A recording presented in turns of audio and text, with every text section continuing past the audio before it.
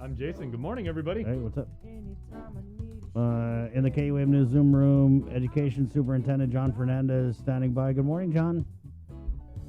Off today, good morning. Thanks, guys. The week flew by since we last spoke, but I think that's how the summer is going to be. So glad to see you again this week. Can we start with the parent input meetings that start? I think don't they start today? Oh yeah, no, I'm happy to get to those. I guess first would probably be best to just, if I could, just wish a congratulations to all of our 2021 graduates, high school graduates, our seniors, class of 2021. Today is June 2nd, and we are starting our first grad and go ceremony this afternoon at 9 p.m. John F. Kennedy High School, so go Islanders. Woohoo! And then, so Islanders will start off their ceremony this afternoon, and from there we'll get into the rest of the high schools. I believe Teton High School will be next on Friday at 9 a.m. and then so on and so forth until we get to, I believe, GW High School will be bringing up the end of the graduations next week. I think it's on June 11th. So I just wanted to shout out to all the students and who made it to graduation, their parents, their teachers, their administrators, through a very tough year. And we were able to facilitate the grad and go ceremonies this year, and we just want to wish all of them the very best. And we know that this group of students graduating, I think the word that keeps coming up is resilience, being able to get through all of the ups and downs of the past 18 months and still keep their eye on the goal. So congratulations to the class of 2021 from all of us, the Guam Department of Education. Now, again, Sabrina, so we, in the midst of all of the things that we're doing this summer, you're right, we are scheduling a couple of parent meetings. This has to do with the strategic planning that we're doing to set the roadmap for the next 5 years. So today at 6 p.m., we have a parent and family input session. It's on grading policy, but the main focus will be on the state strategic plan for the next 5 years. And then also, on tomorrow evening, same time, 6 p.m. on Zoom, a special session will be dedicated to our parents and families of students with disabilities. So those are the two upcoming sessions. That information is on our DOE Facebook site, and I know the schools have pushed it out to parents, but we look forward to really hearing from our stakeholders, our students and our families regarding the direction of the department and really how we adjust to this new normal coming out of COVID-19. So so thank you for bringing that up, and we definitely, amongst everything that we're trying to do, the board did feel very strongly that we ought to refine and retune, fine-tune our strategic plan to take into account the disruption that we've seen over the past 18 months and try to refocus ourselves on a recovery effort, coming out of this year. So we look forward to all of those who can attend. I just want to, I think the last time we talked, we talked about the summer school. So summer school is actually starting next week. Again, we reported 5,400 students who were registered as of last week, but we are still accepting those registrations. So we are hearing from emails from parents who are asking whether they can still go to their school and try to sign up. So that is happening, and we are very happy for those students and families who are coming to school, and I think using this as a transition to the regular school year, having a little bit more confidence in the overall public health situation, as well as in our school's ability to take care of their kids while they're at school. So, again, this is not 28,000 kids, it's 5,400 kids, but at the same time, it gives us, a bigger population to, transition with and ensure that we improve our safety protocols and review our safety protocols in light of more children on campus. So we're looking forward to the summer being an opportunity to just make sure we double test everything that we're doing. And then of course, we talked about the preparation for next school year. So just an update, we're tracking the vaccinations of school employees as well as our students in the 12 to 15 and 16 to 19 age groups. So right now we have about 66% of our school employees who are fully vaccinated. So that's 21, just over 2,100 school-based employees. So these are your teachers and staff, administrators out of the schools. And, we're talking about, a little bit over 3,000 school-based employees in any given year. So we're at 66%. And again, our target is to get to 80%. For the students, it looks like, we're meeting weekly to get updates on the student data. So of our 16 to 19-year-olds, we now have 40% of them who are fully vaccinated. And then, of course, with the 12 to 15-year-olds, they are just now hitting that window for their second doses. So there aren't any 12 to 15-year-olds yet who are in our database, in the database as fully vaccinated. But we do know that at least 15%, as of the end of last week, have received their first dose. So I know that yesterday, or I think a little bit earlier this week, was the first time that the window opened for the students who received their first dose to come back and get their second dose. So hopefully by the end of this week, we'll see those numbers start to tick up. And again, our goal is to get to 80% for students and for the employees. What I understand, in my meetings with the governor, lieutenant governor's office, I know that they are looking at what other states are doing to encourage vaccinations. And one of the topics that came up is, our incentives. Short of a mandate for everyone to get the vaccine. I think, nobody's gone, to that length in discussing that as an option.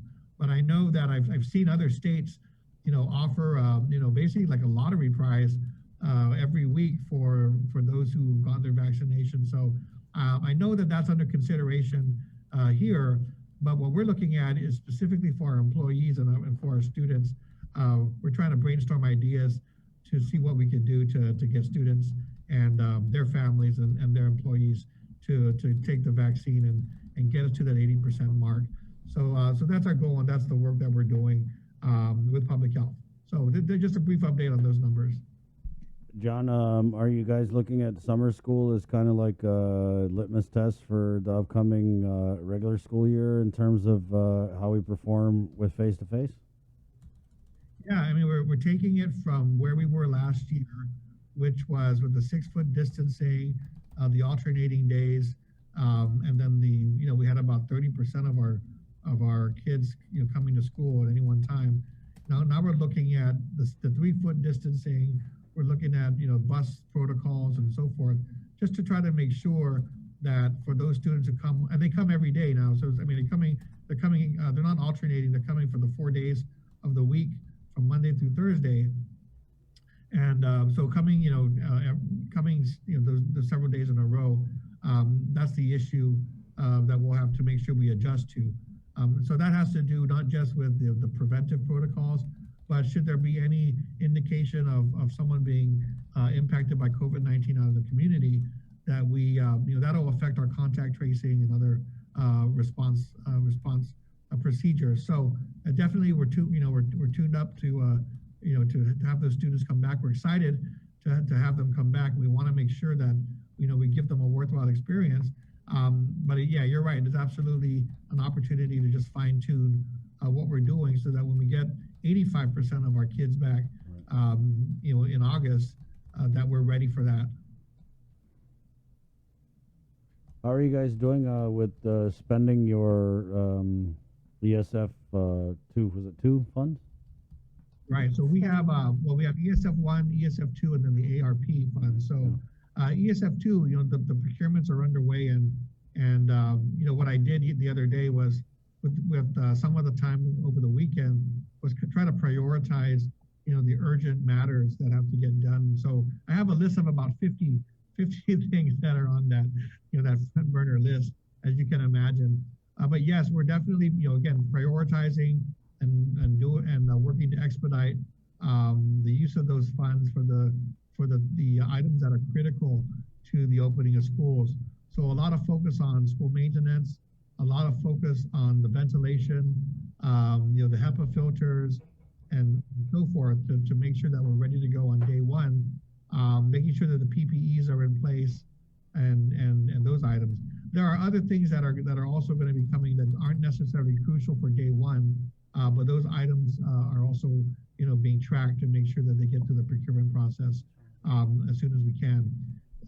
With regard to the American Rescue Plan, we are, we again, I think I told you we were very close to finalizing the numbers there. Now we haven't finalized the budget. There's some questions that we still have, and I've put to GDOE to clarify before we finalize them. But at this particular time, with our estimate is that we have about almost $150 million at least, focused on capital improvements and facility safety.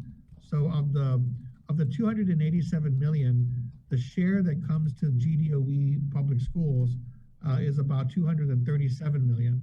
And the rest of that, of course, is for private schools and charter schools to avail themselves of services from the department.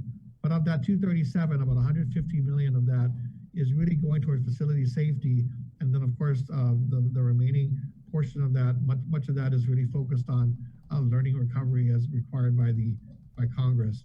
So we anticipate finalizing these numbers, hopefully, by early or mid next week. Once we get the answers from USDOE, that'll allow us to finalize it. But in general, I think you can see the picture here.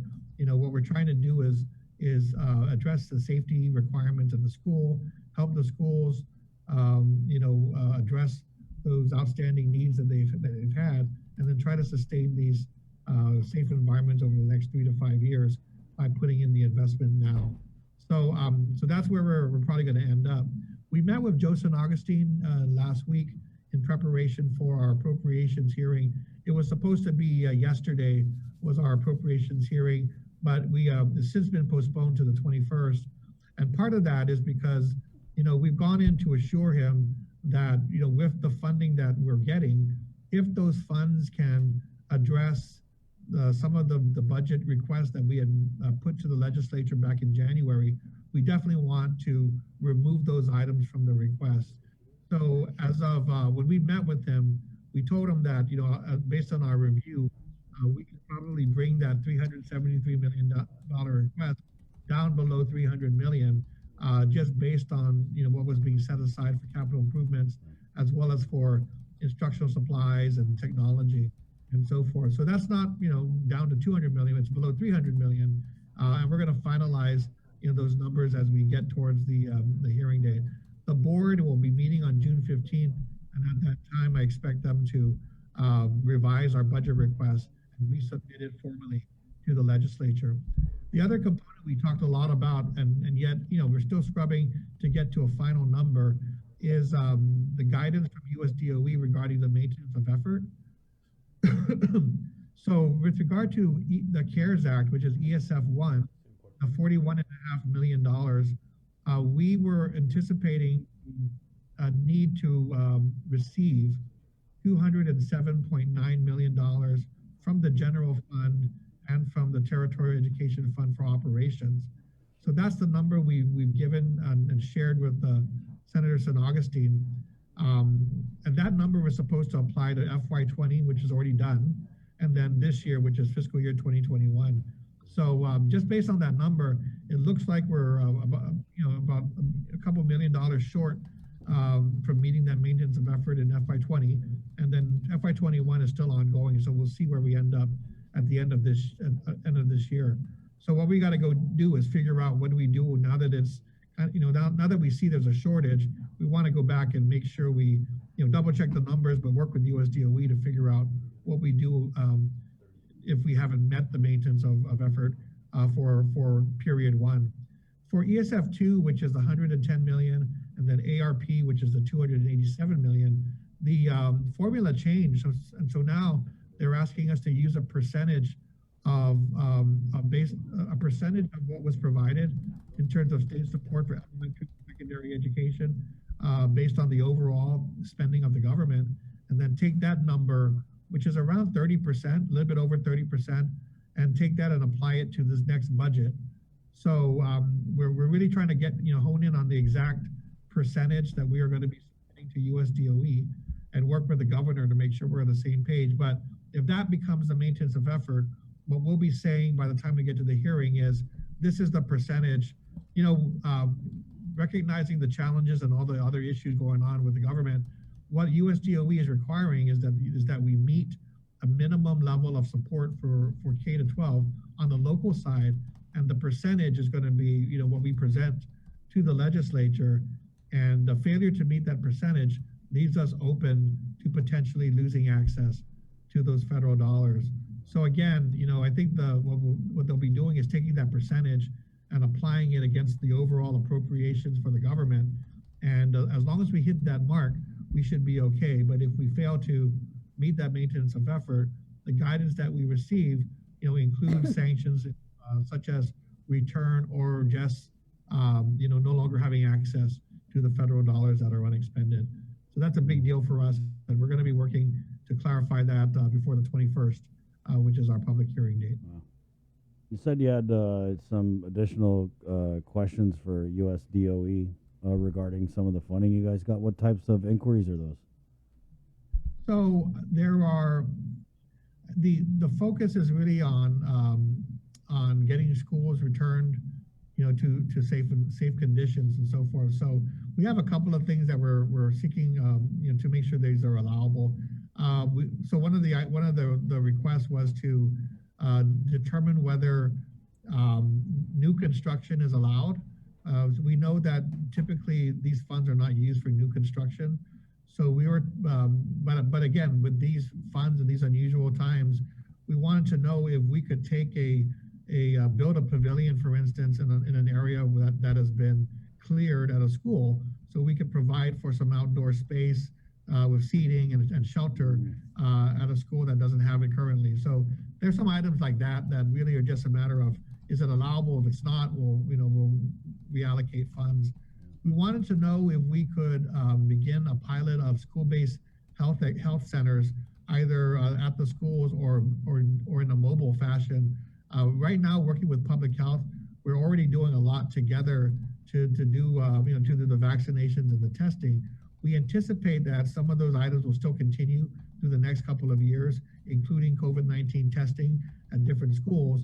And then we also wanted to see if we could start combining that with the other services that our students typically require. Some of that is, basic immunization. Some of that is physicals and so forth.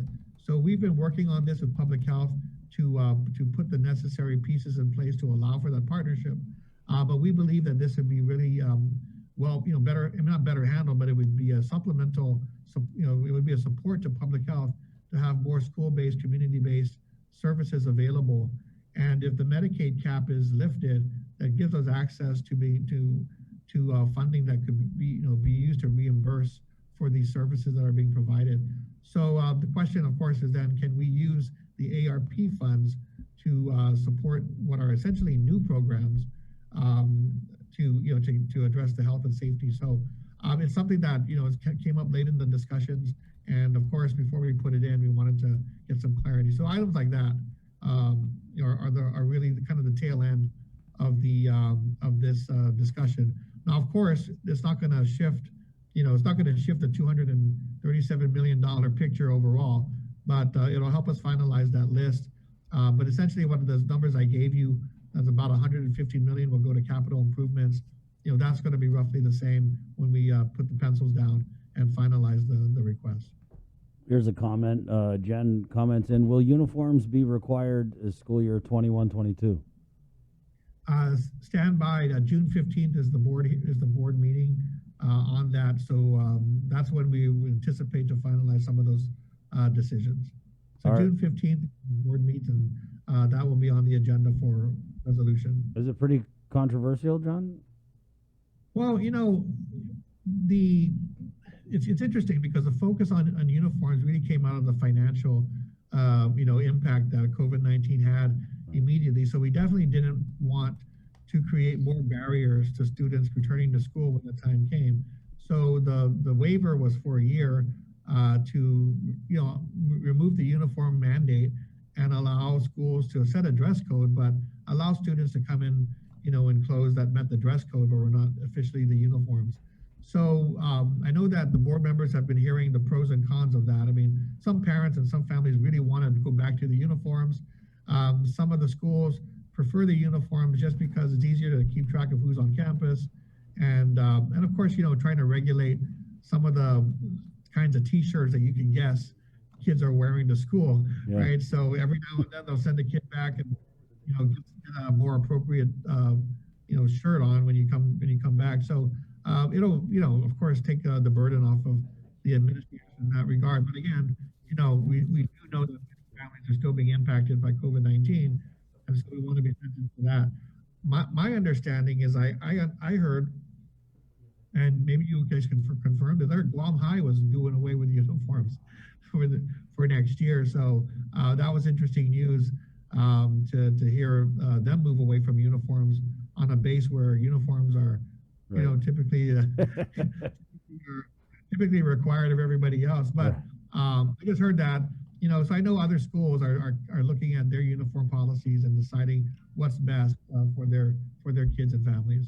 John, before we just real quick, are uniforms required for summer school? No, they're not required for summer school.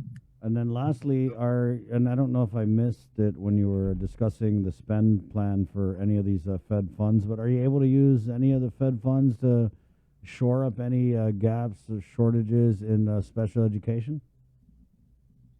So, well, with special education, the funds that we're using, there are items in there that are targeted to our classrooms and our students with disabilities and so forth. So yes, it is able to supplement those items.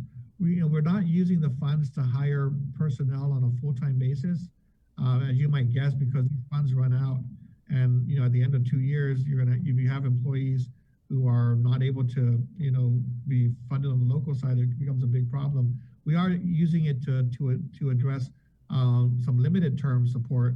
So bringing employees on a temporary basis to assist with supervision, as well is going to be helpful.